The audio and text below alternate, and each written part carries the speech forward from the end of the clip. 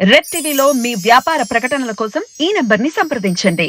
అందరికీ నమస్తే. ప్రస్తుతం మనతో పాటు సీనియర్ జర్నలిస్ట్ దాము బాలాజీ ఉన్నారు. ఆయనతో మాట్లాడదాం. నమస్తే సార్. నమస్తే సార్, కేసీఆర్ ని ఎన్నికల తర్వాత అరెస్ట్ చేసే అవకాశాలు ఉన్నాయి. అది కూడా కాళేశ్వరం విద్యుత్ రంగంలో స్కామ్ గురించి సీనియర్ అంటే మాజీ జడ్జిల పైన విచారణ కూడా జరుపుతున్నట్టు తెలుస్తుంది. అంటే నిజంగానే కేసీఆర్ అరెస్ట్ అవుతారంటారా? అంటే రేవంత్ రెడ్డి పోయే పద్ధతి చూస్తే కేసీఆరే కాకుండా కేటీఆర్, హరీష్ రావులను కూడా అరెస్ట్ చేసే అవకాశం కనబడుతుంది. అంటే రేవంత్ రెడ్డి ఒక రకంగా జగన్ని ఫాలో అవుతున్నట్టుగా చాలా విషయాల్లో కనిపిస్తుంది. ఎందుకంటే ఇమీడియట్ రోల్ మోడల్ జగన్ కనబడుతున్నాడు ఆయనకి. ఇక్కడ రేవంత్ రెడ్డికి లక్ ఏంటంటే జగన్కేమో ఒక వ్యతిరేక మీడియా చాలా స్ట్రాంగ్గా బలంగా ఉంటుంది. అట్లాగే న్యాయ వ్యవస్థ కూడా చంద్రబాబు న్యాయ వ్యవస్థని ఆయన మేనేజ్ చేసినట్టు ఇంకెవరు చేయలేరు, దేశంలోనే ఎవరు చేయలేరు. అంత ముందు చూపుతో ఆయన ప్లాన్గా అడ్వకేట్స్ని కానీ ఎక్కడెక్కడ ఏమేమి చేయాలో ఆయనకు బ్రహ్మాండంగా తెలుసు. అది ఇక్కడ లేదు. కేసీఆర్కి అటువంటి మీడియా సపోర్ట్ లేదు. కేసీఆర్కి ఉన్న మీడియా అనే దానికి రీచ్ లేదు అసలు.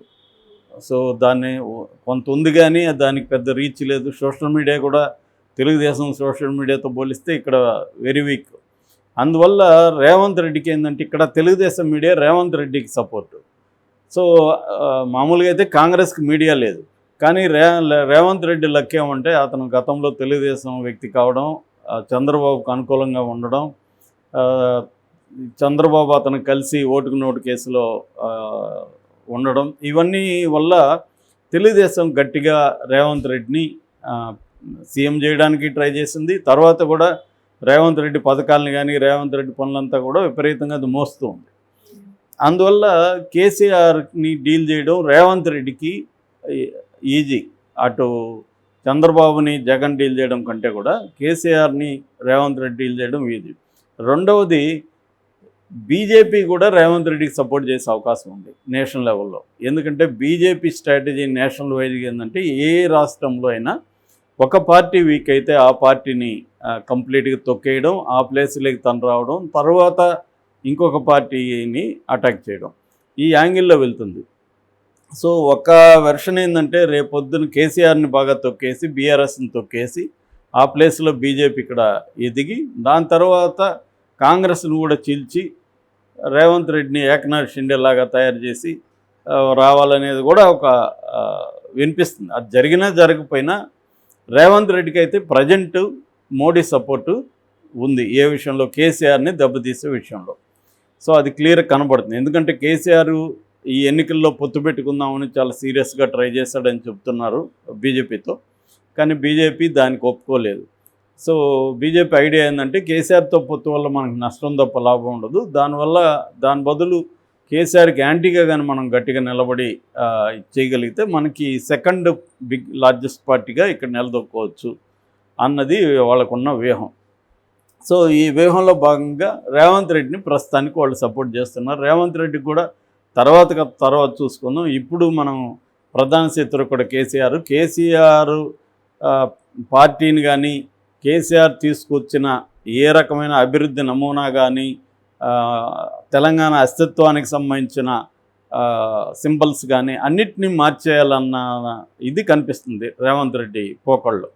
అందుకని ఆయన రాజముద్ర మార్చేశాడు. టీఎస్ అనే వెహికల్స్కి టీఎస్ అని ఉంటే దాన్ని కూడా మార్చి ఇప్పుడు అది కూడా ఓకే అయిపోయింది. సెంట్రల్ గవర్నమెంట్ కూడా పర్మిషన్ ఇచ్చింది. టీజీగా అది మారిపోతుంది.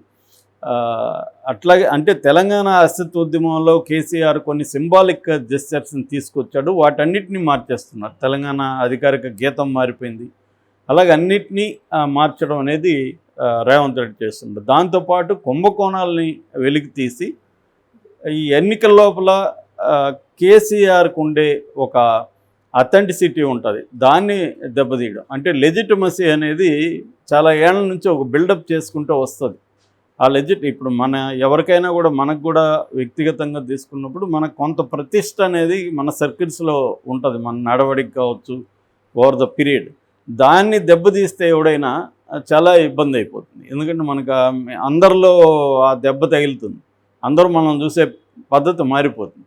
ఇప్పుడు రేవంత్ రెడ్డి ఆ మెథడ్ ఇక్కడ ఫాలో అవుతున్నాడు. అంటే కేసీఆర్ని బీఆర్ఎస్కి ఉండే లెజిటిమసీ ఒకటి ఉంది, అంటే తెలంగాణ తేవడం వెనుక కేసీఆర్ కృషి కానీ, వచ్చిన తర్వాత తెలంగాణ నిర్మాణంలో కేసీఆర్ బీఆర్ఎస్ కృషి కానీ ఇంకా ఎవరు కాదనలేనిది. దాన్ని రేవంత్ రెడ్డి ఆల్మోస్ట్ తుడిచిపెట్టేయాలన్న ప్లాన్తో వెళ్తున్నాడు. సో దీన్ని ఎదుర్కోవడంలో కేసీఆర్ కానీ బీఆర్ఎస్ కానీ దృఢంగా గట్టిగా ఫైట్ చేయలేని పరిస్థితి కనబడుతుంది. సో మొన్ననే రేవంత్ రెడ్డి ఏమన్నాడు, నేను కానీ గేట్లు తెరిస్తే మొత్తం ఖాళీ అయిపోతుంది, నలుగురు మాత్రం మీ కుటుంబంలో ఉండే నలుగురు మాత్రం మిగులుతారు అని చెప్తున్నాడు. సో ఇది సాధ్యం కూడా రేవంత్ రెడ్డికి. ఆయనేమో అబద్ధాలు చెప్పాలి. నిజంగా కానీ జరిగితే బీఆర్ఎస్ నుంచి వచ్చేసే పరిస్థితి అయితే ఉంది. ఆల్రెడీ బీజేపీలోకి చాలామంది వెళ్ళిపోతున్నారు, కాంగ్రెస్లోకి వచ్చేస్తున్నారు. వాళ్ళు ఏంటంటే ఎన్నికల ముందు మనం ఇలా చేస్తే ఇబ్బంది అని, ఎన్నికల తర్వాత ఖచ్చితంగా బీఆర్ఎస్ని ఖాళీ చేసే కార్యక్రమం అయితే ఉంది. సో ఈ నేపథ్యంలో ఇప్పుడు ఏం చేశారంటే నిన్న క్యాబినెట్ మీటింగ్ జరిగింది. ఆ మీటింగ్లో ఒక నిర్ణయం తీసుకున్నారు. అదేంటంటే కాళేశ్వరం ప్రాజెక్టుకి సంబంధించి జే పినాకి చంద్ర ఘోష్, పీసీ ఘోష్ అంటారు ఆయన్ని. ఈ పీసీ ఘోష్ ఒకప్పుడు సుప్రీంకోర్టు జడ్జిగా ఉండి రిటైర్డ్ అయ్యారు. ఆయన అంతకుముందు కలకత్తా హైకోర్టు చీఫ్ జస్టిస్గా ఉన్నారు. ఉమ్మడి ఏపీ హైకోర్టులో కూడా ఆయన జడ్జిగా పనిచేశారు. ఆయన్ను ఇప్పుడు దానికి విచారణ అధికారిగా నియమిస్తున్నారు. ఏది కాళేశ్వరానికి సంబంధించి మొత్తం 9 అంశాలు ఇచ్చారు. అంటే మేడిగడ్డ కావచ్చు, అన్నవరం, సందిళ్ళ బ్యారేజ్, ఈ బ్యారేజీల్లో పగుళ్ళు, తర్వాత కాంట్రాక్టులు ఎవరికి ఇచ్చారు, దాంట్లో ఎలాంటి అవకతవకలు జరిగాయి, తర్వాత ఆపరేషన్ అండ్ మేనేజ్మెంటు, క్వాలిటీ కంట్రోల్లో ఎటువంటి ఇర్రెగ్యులారిటీస్ ఉన్నాయి, తర్వాత మాల్ ప్రాక్టీస్ ఎక్కడెక్కడ జరిగింది, ఆర్థిక భారం ఎంత పడింది దీనివల్ల రాష్ట్రం మీద, తర్వాత ఈ క్రమంలో అదనంగా ఏమన్నా విషయాలు వస్తే దాని మీద కూడా విచారణ. ఇది వాళ్ళు నిర్దేశించింది.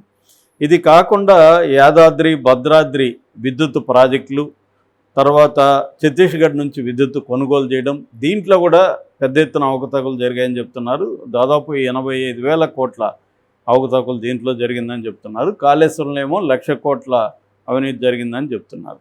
సో ఈ రెండింటికి సంబంధించి ఒకటేమో కాళేశ్వరం ఏమో ఈ PC Ghosh, justice PC Ghosh, విద్యుత్ రంగానికి సంబంధించి జేఎల్ నరసింహారెడ్డి, ఈయన గతంలో హెచ్సియు అంటే హైదరాబాద్ సెంట్రల్ యూనివర్సిటీ ఛాన్సలర్గా ఉన్నాడు. తర్వాత ఉమ్మడి హైకోర్టులో జడ్జిగా కూడా ఈయన పనిచేశారు. ఈయన బేసిక్గా వరంగల్. సో ఈయన్ని దీనికి ఇప్పుడు పెట్టారు. వీళ్ళిద్దరికీ 100 days టైం ఇచ్చారు. 3 నెలల లోపల వీళ్ళు విచారణ చేసి సబ్మిట్ చేయాలి నివేదిక. ఆ నివేదిక ఆధారంగా రేవంత్ రెడ్డి నివేదికలో ఈ బయటపడ్డాయి కాబట్టి సిఐడినో ఎవరినో ఉపయోగించి కేసీఆర్ని అరెస్ట్ చేసే అవకాశం ఉంది. లేదా మన చేతికి మట్టంటడం ఎందుకు, ఆల్రెడీ బీజేపీ సిబిఐకి అప్పగించమంటుందని అట్లా ఇచ్చేసినా కూడా అప్పుడు సిబిఐ అండ్ ఈడీ ఎంటర్ అవుతారు. అది జరిగే అవకాశం ఉంది. ఎన్నికల తర్వాత కేసీఆర్ని లేదా కేటీఆర్ వీళ్ళని అరెస్ట్ చేసే అవకాశాలు అయితే ఉన్నాయి. ఒక రకంగా కేసీఆర్కి కౌంట్ టైం ప్రారంభమైనట్టుగా మనం అర్థం చేసుకోవచ్చు. మరి కేసీఆర్ ఏమన్నా, ఆయన మామూలుగా చాలా గొప్ప స్ట్రాటజిస్ట్ అంటారు, వ్యూహకర్త, మేధావి, లాబింగ్ చేయడంలో ఆయన మించిన వాళ్ళు లేరు అని పేరుంది. కానీ ఎంత పేరున్నా ఒక్కొక్కసారి అంటే 2 రకాలు ఉంటాయి, ఇంటర్నల్ కండిషన్స్, ఎక్స్టర్నల్ కండిషన్స్. ఒక్కోసారి ఇంటర్నల్ కండిషన్స్ ఎంత బాగున్నా ఎక్స్టర్నల్ కండిషన్స్ బాగాలేకపోతే అది జరగదు. మామూలుగా ఒక ఎగ్జాంపుల్ చెప్తుంటారు బోధించడం. అదేంటంటే ఇప్పుడు ఒక బ్రహ్మాండమైన లైటర్ మన దగ్గర ఉన్న, అది తాటాకో లేకపోతే అది అట్లాంటి దానికి ముట్టిస్తే మండుకుంటుంది, పేపరు. అది ఇటుకరాయికి ఎంతసేపు లైట్ పెట్టినా ఇటుకరాయి మండదు. సో ఎందుకంటే భౌతిక పరిస్థితులు అంటాం, ఆ భౌతిక పరిస్థితులు, మెటీరియల్ కండిషన్స్ కూడా సూట్ అవ్వాలి. అది ఇప్పుడు కేసీఆర్కి లేదు. సో మరి కేసీఆర్ ఇటువంటి కండిషన్లోనే నిజంగా ఆయన వ్యూహకర్త కాదా అనేది బయటకు వచ్చేది. మామూలుగా అన్ని పరిస్థితులు బాగున్నప్పుడు ఎవడైనా చేస్తారు. పరిస్థితులు అన్నీ కూడా అననుకూలంగా ఉన్నప్పుడు, అంటే క్రైసిస్ని నీకు అనుకూలంగా మార్చుకునే తెలివితేటలు కావచ్చు, వ్యూహాలు కావచ్చు, కేసీఆర్ దగ్గర ఉన్నాయా లేదా తేలడం అనేది బహుశా ఆయన లైఫ్లోనే అతిపెద్ద పరీక్ష ఇది. ఆయన జైలుకి వెళ్తాడా లేకపోతే దీన్ని అంతా డీల్ చేసుకొని నిలబడతాడా అనేది చూడాలి.